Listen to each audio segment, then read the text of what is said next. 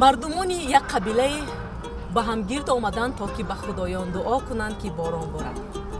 вақте ки дар ҷову соати муайян ҳама гирд омаданд, танҳо як кӯдак бо худ чакр дошт.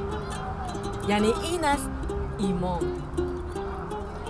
вақте ки мо кӯдаки худро ба боло мепартоем, ӯ ба ҷои тарсидан механдад, чунки бовар дорад ки падар ё модар ки ин амалро анҷом медиҳад, ҳатман ӯро медорад.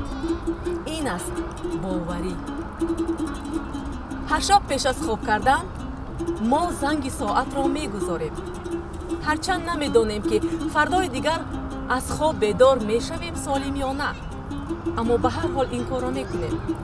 яъне ин аст умед.